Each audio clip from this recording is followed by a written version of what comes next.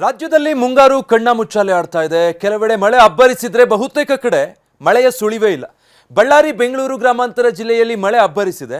ಮೈಸೂರು ಭಾಗದಲ್ಲಿ ವರ್ಷಧಾರೆಯ ಕುರುವೇ ಇಲ್ಲ. ಇನ್ನು ಚಾಮರಾಜನಗರ ಜಿಲ್ಲೆಯಲ್ಲಿ ಬತ್ತುತ್ತಾ ಇರೋ ಕೆರೆಯಲ್ಲಿ ಸಾವಿರಾರು ಮೀನುಗಳು ಸಾವನ್ನಪ್ಪಿವೆ. ಈ ಬಗ್ಗೆ ನೋಡ್ತಾ ಹೋಗೋಣ ಕರ್ನಾಟಕ ಎಕ್ಸ್‌ಪ್ರೆಸ್‌ನಲ್ಲಿ. ಗಣಿನಾಡು ಬಳ್ಳಾರಿಯಲ್ಲಿ ಕಳೆದ ರಾತ್ರಿ ಗುಡುಗು ಸಹಿತ ಧಾರಾಕಾರ ಮಳೆ ಸುರಿಯಿತು. ತಗ್ಗು ಪ್ರದೇಶಗಳಲ್ಲಿನ ಅಂಗಡಿ ಮುಂಗಟ್ಟುಗಳಿಗೆ ಮಳೆ ನೀರು ನುಗ್ಗಿ ಅವಾಂತರ ಸೃಷ್ಟಿಯಾಯಿತು. ರಸ್ತೆ ಮೇಲೆ ನದಿಯಂತೆ ನೀರು ಹರಿತಾ ಇತ್ತು. ಸತ್ಯನಾರಾಯಣಪೇಟೆ, ದುರ್ಗಮ್ಮ ಗುಡಿ ಅಂಡರ್ ಪಾಸ್ಗಳಲ್ಲಿ ನೀರು ತುಂಬಿತ್ತು. ಇದರಿಂದಾಗಿ ಸಾರ್ವಜನಿಕರಿಗೆ ತೊಂದರೆ ಉಂಟಾಯಿತು. ವಿದ್ಯುತ್ ಶಾರ್ಟ್ ಸರ್ಕ್ಯೂಟ್ ಉಂಟಾಗಿದ್ದರಿಂದ ಕೆಲವು ಪ್ರದೇಶಗಳಲ್ಲಿ ವಿದ್ಯುತ್ ಕೈಕೊಟ್ಟಿತ್ತು. ಬೆಂಗಳೂರು ಗ್ರಾಮಾಂತರ ಜಿಲ್ಲೆಯ ದೇವನಹಳ್ಳಿಯಲ್ಲೂ ಕಳೆದ ರಾತ್ರಿ ಮುಂಗಾರು ಮಳೆ ಆರ್ಭಟಿಸಿತು.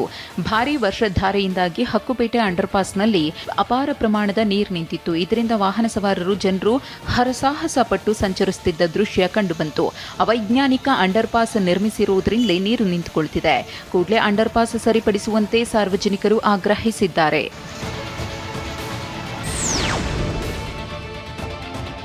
ಬೆಂಗಳೂರು ಗ್ರಾಮಾಂತರ ಜಿಲ್ಲೆ ಹೊಸಕೋಟೆಯಲ್ಲಿ ತಡರಾತ್ರಿ ಸುರಿದ ಬಿರುಗಾಳಿ ಸಹಿತ ಮಳೆಗೆ ಭಾರೀ ಗಾತ್ರದ ಮರ ಧರಾಶಾಹಿಯಾಗಿದೆ. ಬಾಲೇನಹಳ್ಳಿಯಲ್ಲಿ 400 ವರ್ಷದ ಹಳೆಯ ಆಲದ ಮರ ನೆಲಕಚ್ಚಿದೆ. ಮರ ಬಿದ್ದ ಪರಿಣಾಮ ಟ್ರ್ಯಾಕ್ಟರ್ ಮತ್ತು ಜಾನುವಾರುಗಳ ಶೆಡ್ ಜಖಂಗೊಂಡಿವೆ. ಘಟನೆ ರಾತ್ರಿ ಆಗಿದ್ದರಿಂದ ಯಾವುದೇ ಪ್ರಾಣಾಪಾಯವಾಗಿಲ್ಲ. ಸ್ಥಳಕ್ಕೆ ಭೇಟಿ ನೀಡಿದ ಸೂಲಿಬೆಲೆ ಠಾಣೆ ಪೊಲೀಸರು ಪರಿಶೀಲಿಸಿದ್ರು.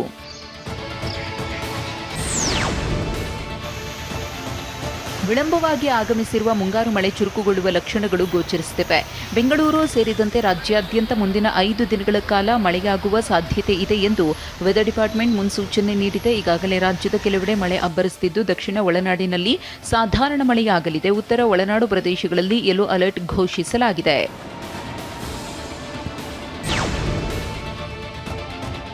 ಕಾವೇರಿ ಜಲಾನಯನ ಪ್ರದೇಶದಲ್ಲಿ ಮುಂಗಾರು ಕೈಕೊಟ್ಟಿರುವುದರಿಂದ ಕೆಆರ್ಎಸ್ ಅಣೆಕಟ್ಟಿನಲ್ಲೂ ನೀರಿನ ಮಟ್ಟ ಕಡಿಮೆಯಾಗಿದೆ. ಕೆಆರ್ಎಸ್ ಹಿನ್ನೀರಿನಲ್ಲಿ ಮುಳುಗಡೆಯಾಗಿದ್ದ ಲಕ್ಷ್ಮೀನಾರಾಯಣ ಸ್ವಾಮಿ ದೇವಾಲಯ ಗೋಚರಿಸ್ತಾ ಇದೆ. 124.80 ಅಡಿ ಸಾಮರ್ಥ್ಯದ ಡ್ಯಾಂನಲ್ಲಿ ಸದ್ಯ 81 ಅಡಿ ನೀರು ಮಾತ್ರ ಸಂಗ್ರಹವಾಗಿದೆ. ಈಗ ನಾರಾಯಣ ಸ್ವಾಮಿ ದೇವಾಲಯ ಗೋಚರಿಸ್ತಾ ಇರುವುದರಿಂದ ವೀಕ್ಷಣೆಗೆಂದು ಪ್ರವಾಸಿಗರು ಬರ್ತಿದ್ದಾರೆ. ಅಲ್ಲದೆ ಫೋಟೋ ಶೂಟ್ ಮಾಡಿಸಿಕೊಳ್ತಿದ್ದಾರೆ.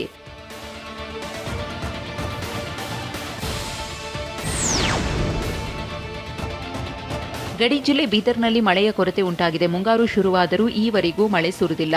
ಹೀಗಾಗಿ ಮಳೆಗಾಗಿ ರೈತಾಪಿ ವರ್ಗ ಆಗಸದತ್ತ ಮುಖ ಮಾಡಿದೆ.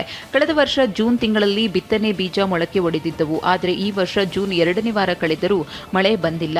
2 ವಾರಗಳ ಅವಧಿಯಲ್ಲಿ ಕೇವಲ 21 ಮಿಲಿಮೀಟರ್ ಮಳೆಯಾಗಿದೆ. ತಡವಾಗಿ ಬಿತ್ತನೆ ಮಾಡಿದರೆ ಬೆಳೆ ಕಟಾವಿಗೆ ಬಂದ ಸಂದರ್ಭದಲ್ಲಿ ಬೆಳೆಗೆ ರೋಗ ಬರುವ ಸಾಧ್ಯತೆ ಹೆಚ್ಚಾಗಿದೆ. ಇದು ರೈತರನ್ನ ಕಂಗಾಲಾಗುವಂತೆ ಮಾಡಿದೆ. ಮಳೆಗಾಲ ಆರಂಭವಾಗಿ 15 ದಿನ ಕಳೆದರೂ ಮಳೆ ಬಾರದೆ ರೈತರು ಕಂಗಾಲಾಗಿದ್ದಾರೆ.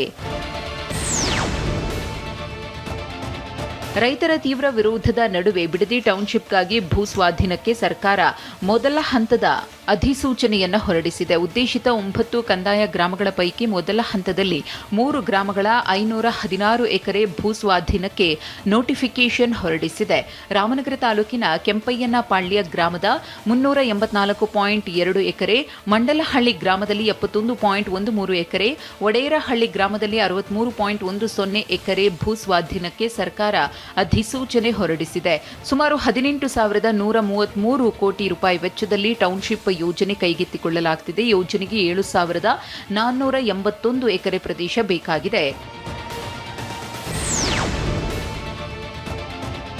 ಬಿಡದಿ ಟೌನ್ಶಿಪ್ಗಾಗಿ ಭೂ ಸ್ವಾಧೀನಕ್ಕೆ ಅಧಿಸೂಚನೆ ಹೊರಡಿಸಿರುವುದಕ್ಕೆ ಪರ ವಿರೋಧ ವ್ಯಕ್ತವಾಗಿದೆ.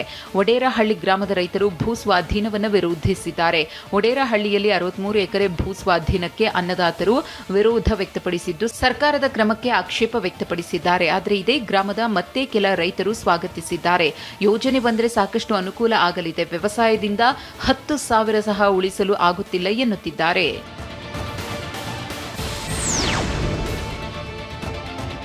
ಬೀದರ್ ಜಿಲ್ಲೆಯಲ್ಲಿ ರಸಗೊಬ್ಬರ ಸಮಸ್ಯೆ ಉಂಟಾಗಿದೆ. ಇದರಿಂದಾಗಿ ಗೊಬ್ಬರ ಸಿಗದೆ ರೈತ ಸಂಪರ್ಕ ಕೇಂದ್ರಕ್ಕೆ ರೈತರು ಅಲೆದಾಡುತ್ತಿದ್ದಾರೆ. ಇಲ್ಲಿವರೆಗೂ ಜಿಲ್ಲೆಯಲ್ಲಿ 8,000 ಮೆಟ್ರಿಕ್ ಟನ್ ಗೊಬ್ಬರ ವಿತರಣೆಯಾಗಿದೆ. ಓರ್ವ ರೈತನಿಗೆ 1 ಚೀಲ ಮಾತ್ರ ಗೊಬ್ಬರ ವಿತರಣೆ ಮಾಡಲಾಗುತ್ತಿದೆ. ಆದರೆ ಕಳೆದ 10 ದಿನದಿಂದ ರೈತ ಸಂಪರ್ಕ ಕೇಂದ್ರದಲ್ಲಿ ಗೊಬ್ಬರ ಸಿಗ್ತಿಲ್ಲ. ಸರ್ಕಾರ ರಸಗೊಬ್ಬರ ಪೂರೈಕೆಗೆ ಸೂಕ್ತ ಕ್ರಮ ಕೈಗೊಳ್ಳಬೇಕು ಎಂದು ರೈತರು ಆಗ್ರಹಿಸಿದ್ದಾರೆ.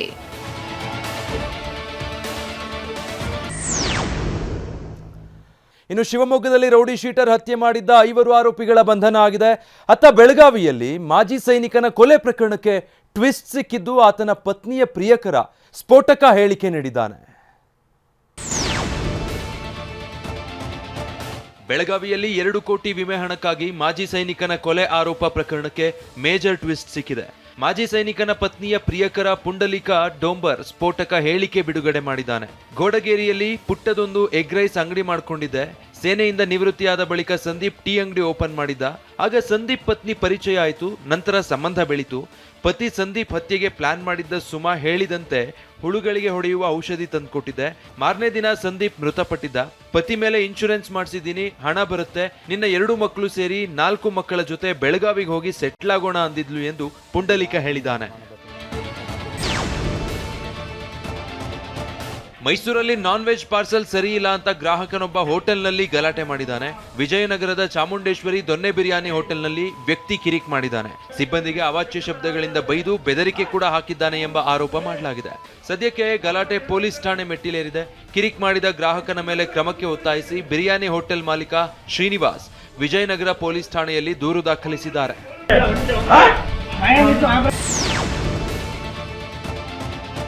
ಧಾರವಾಡ ಜೈಲಲ್ಲಿ ಕೊಲೆ ಪ್ರಕರಣದ ವಿಚಾರಣಾಧೀನ ಕೈದಿಗಳು ಪುಂಡಾಟ ಮೆರೆದಿದ್ದಾರೆ. ಶಿವಮೊಗ್ಗದ ಹರ್ಷ ಕೊಲೆ ಆರೋಪಿಗಳು ಜೈಲು ವಾರ್ಡನ್ ಮೇಲೆ ಹಲ್ಲೆ ನಡೆಸಿದ್ದಾರೆ. ಜೈಲು ವಾರ್ಡನ್ ಕಿರಣ್ ಘೋರ್ಪಡೆ ಮೇಲೆ ವಿಚಾರಣಾಧೀನ ಕೈದಿಗಳಾದ ಮೊಹಮ್ಮದ್ ಖಾಸಿಫ್, ರೆಹಾನ್ ಶರೀಫ್ ಈ ಕೃತ್ಯವೆಸಗಿದ್ದಾರೆ. ಸೆಲ್ನಿಂದ ಹೊರಗೆ ಬಿಡೋ ವಿಚಾರಕ್ಕೆ ಹಲ್ಲೆ ನಡೆಸಿದ್ದಾರೆ. ಗಾಯಗೊಂಡಿರುವ ವಾರ್ಡನ್ ಕಿರಣ್ ಆಸ್ಪತ್ರೆಯಲ್ಲಿ ಚಿಕಿತ್ಸೆ ಪಡೆದಿದ್ದಾರೆ. ಕರ್ತವ್ಯಕ್ಕೆ ಅಡ್ಡಿಪಡಿಸಿದ ಆರೋಪದಡಿ ಇಬ್ಬರ ವಿರುದ್ಧ ಧಾರವಾಡ ಉಪನಗರ ಪೊಲೀಸ್ ಠಾಣೆಯಲ್ಲಿ ಪ್ರಕರಣ ದಾಖಲಾಗಿದೆ.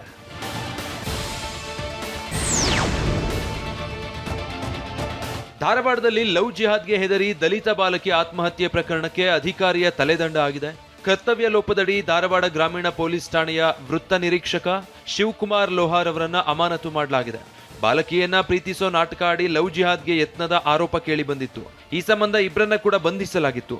ಈ ಪ್ರಕರಣದಲ್ಲಿ ಪೊಲೀಸರು ನಿರ್ಲಕ್ಷ್ಯ ವಹಿಸಿದ್ದಾರೆ ಎಂದು ಆರೋಪಿಸಿ ಹಿಂದೂಪರ ಸಂಘಟನೆ ಕಾರ್ಯಕರ್ತರು ಪ್ರತಿಭಟನೆ ನಡೆಸಿದ್ರು.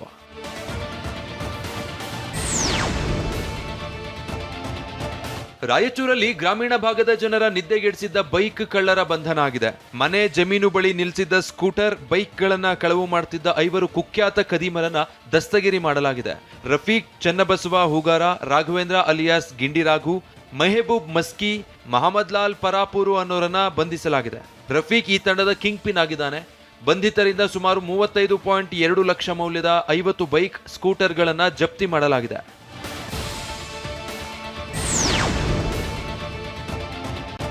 ಬಳ್ಳಾರಿಯ ವಿಜಯನಗರ ಶ್ರೀಕೃಷ್ಣದೇವರಾಯ ವಿಶ್ವವಿದ್ಯಾಲಯದಲ್ಲಿ ಹಣ ಪಡೆದು ಅನುತ್ತೀರ್ಣಗೊಂಡ ವಿದ್ಯಾರ್ಥಿಗಳನ್ನ ಪಾಸ್ ಮಾಡುವ ದಂಧೆ ಬಯಲಾಗಿದೆ. ಹಗರಣದ ಕಿಂಗ್ ಪಿನ್ ಸ್ಫೋಟಕ ಮಾಹಿತಿ ಬಿಚ್ಚಿಟ್ಟಿದ್ದಾನೆ. ಕರೆ ಮಾಡಿದ ಕುಲಪತಿ ಮುನಿರಾಜ್ ಮೊಬೈಲ್ನ ಲೌಡ್ ಸ್ಪೀಕರ್ ಆನ್ ಮಾಡಿ ಮಾಹಿತಿ ಕಲೆ ಹಾಕಿದ್ದಾರೆ. ವಿವಿಯ ಪರೀಕ್ಷಾ ವಿಭಾಗದ ಸಿಬ್ಬಂದಿ ರಿಯಾಜ್ ಹಣ ಪಡೆದು ಪಾಸ್ ಮಾಡ್ತಿದ್ದ ಅಂದಿದ್ದಾನೆ. ಈ ವಿಚಾರ ತಿಳಿತಿದ್ದಂತೆ ಕುಲಪತಿ ರಿಯಾಜ್ಗೆ ತರಾಟೆಗೆ ತೆಗೆದುಕೊಂಡಿದ್ದಾರೆ. ಸಮಗ್ರ ವರದಿ ಪಡೆದು ಸೋಮವಾರ ಪೊಲೀಸರಿಗೆ ದೂರು ನೀಡೋದಾಗಿ ಹೇಳಿದ್ದಾರೆ. ಹಾಸನದಲ್ಲಿ ಆರೋಗ್ಯ ಸಚಿವ ಯುಟಿ ಖಾದರ್ ಮುಂದೆ ನರ್ಸ್ಗಳು ಕಣ್ಣೀರಿಟ್ಟಿದ್ದಾರೆ. ಚಾಮರಾಜನಗರದಲ್ಲಿ ದುಷ್ಕರ್ಮಿಗಳು ಅಟ್ಟಹಾಸ ಮೆರೆದಿದ್ದು 2 ಎಕರೆಯಲ್ಲಿ ಬೆಳೆದಿದ್ದ ಬಾಳೆ ಬೆಳೆ ನಾಶಪಡಿಸಿದ್ದಾರೆ. ಕಲಬುರಗಿಯಲ್ಲಿ ಪರೀಕ್ಷೆಯಲ್ಲಿ ಹೆಚ್ಚು ಅಂಕ ಪಡೆದ ವಿದ್ಯಾರ್ಥಿಗಳಿಗೆ ವಿಮಾನಯಾನ ಭಾಗ್ಯ ಸಿಕ್ಕಿದೆ.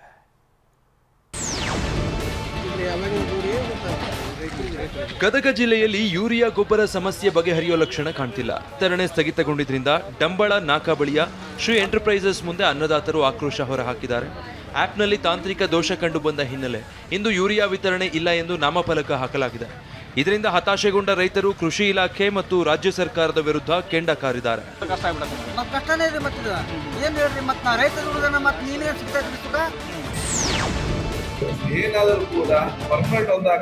ಆರೋಗ್ಯ ಸಚಿವ ಯುಟಿ ಖಾದರ್ ಎದುರು ಹಾಸನ ಜಿಲ್ಲೆಯ ಸಕಲೇಶ್ಪುರದ ನರ್ಸ್ಗಳು ಕಣ್ಣೀರಿಟ್ಟಿದ್ದಾರೆ. ನಿನ್ನೆ ರಾತ್ರಿ ಆರೋಗ್ಯ ಇಲಾಖೆ ಪ್ರಗತಿ ಪರಿಶೀಲನೆ ವೇಳೆ ವೇತನ ಹೆಚ್ಚಳ ಮಾಡುವಂತೆ ದಾದಿಯರು ಕಣ್ಣೀರು ಸುರಿಸಿದ್ದಾರೆ. ಇದಕ್ಕೆ ಸ್ಪಂದಿಸಿದ ಖಾದರ್, ಸಂಬಳ ಜಾಸ್ತಿ ಮಾಡಲು ನಾನು ಕೇಂದ್ರ ಸರ್ಕಾರದ ಜೊತೆ ಮಾತನಾಡ್ತೀನಿ, ಆದರೆ ಏನೇ ಆದರೂ ಪರ್ಮನೆಂಟ್ ಆಗಲು ಸಾಧ್ಯ ಇಲ್ಲ ಎಂದು ಖಾದರ್ ಹೇಳಿದರು. ನಿಮ್ಮ ಸ್ಯಾಲರಿ ಜಾಸ್ತಿ ಮಾಡಲಿಕ್ಕೆ ನೋಡುವ.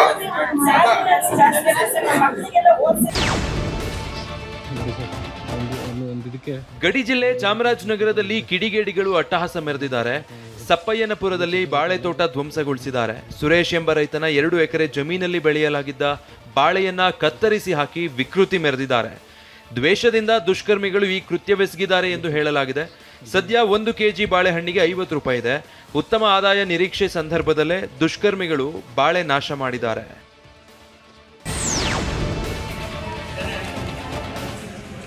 ಕೊಪ್ಪಳ ಜಿಲ್ಲೆಯ ಗಂಗಾವತಿ ತಹಶೀಲ್ದಾರ್ ಕಚೇರಿಯಲ್ಲಿ ಅಧಿಕಾರಿಗಳ ಎಡವಟ್ಟು ಬಟಾಬಯಲಾಗಿದೆ. ಕುಡಿಯುವ ನೀರಿನ ಘಟಕವನ್ನ ಸ್ಟೋರ್ ರೂಮ್ ಆಗಿ ಪರಿವರ್ತನೆ ಮಾಡಲಾಗಿದೆ. ನೀರಿನ ಘಟಕದಲ್ಲಿ ಚುನಾವಣಾ ಬಾಕ್ಸ್ ಸಂಗ್ರಹಿಸಿ ಇಡಲಾಗಿದೆ. ನೀರಿನ ಘಟಕದಲ್ಲಿದ್ದ ಯಂತ್ರೋಪಕರಣಗಳನ್ನು ತೆಗೆದುಹಾಕಲಾಗಿದೆ. ಕುಡಿಯುವ ನೀರಿನ ಘಟಕದ ಅನುದಾನ ದುರ್ಬಳಕೆ ಬಯಲಾಗಿದೆ. ಚುನಾವಣಾ ಅಧಿಕಾರಿಗಳ ಬೇಜವಾಬ್ದಾರಿ ನಡೆಗೆ ಸಾರ್ವಜನಿಕರು ಆಕ್ರೋಶ ಹೊರಹಾಕಿದ್ದಾರೆ.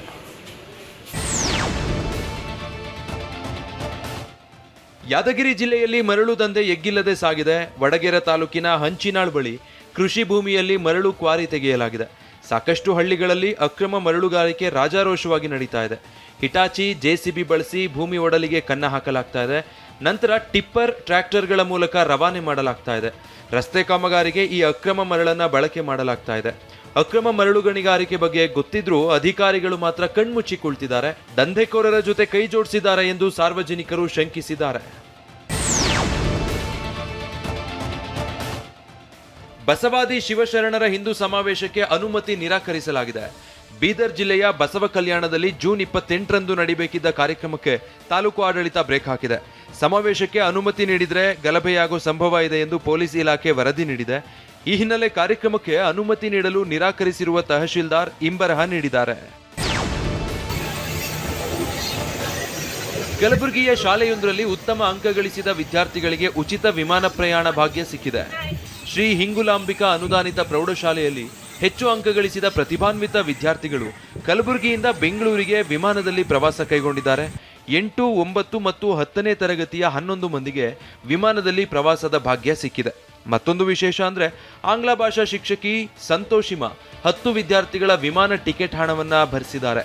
ವಿಧಾನಸೌಧಕ್ಕೆ ಭೇಟಿ ನೀಡಿದ ವಿದ್ಯಾರ್ಥಿಗಳು ಖುಷಿ ಪಟ್ಟಿದ್ದಾರೆ. ಹಾವೇರಿಯಲ್ಲಿ ಶಾಲೆಯ ಶುಲ್ಕ ಕಟ್ಟಿದ ಶಿಕ್ಷಕನಿಗೆ ಶಿಷ್ಯ ಕಾರನ್ನ ಗಿಫ್ಟ್ ನೀಡಿದ್ದಾನೆ. ಹಾನಗಲ್ ಪಟ್ಟಣದ ಕುಮಾರೇಶ್ವರ ಪ್ರೌಢಶಾಲೆಯ ವಿಜ್ಞಾನ ಶಿಕ್ಷಕ CS ವಸ್ತ್ರದ ಅವರಿಗೆ ಶಿಷ್ಯ ನವೀನ್ ಸ್ವಿಫ್ಟ್ ಕಾರ್ ಉಡುಗೊರೆಯಾಗಿ ನೀಡಿ ಗೌರವ ಸಲ್ಲಿಸಿದ್ದಾನೆ. 2007ರ SSLC ವಿದ್ಯಾರ್ಥಿಯಾಗಿದ್ದ ನವೀನ್ ವಿದ್ಯಾಭ್ಯಾಸಕ್ಕೆ ಗುರು CS ವಸ್ತ್ರದ ಆಸರೆಯಾಗಿದ್ರು. ಈಗ ನವೀನ್ ಬೆಂಗಳೂರಿನ MNC ಕಂಪನಿ ಉದ್ಯೋಗಿಯಾಗಿದ್ದು ಗುರುವಿಗೆ ಸ್ವಿಫ್ಟ್ ಕಾರ್ ಉಡುಗೊರೆಯಾಗಿ ನೀಡಿದ್ದಾನೆ.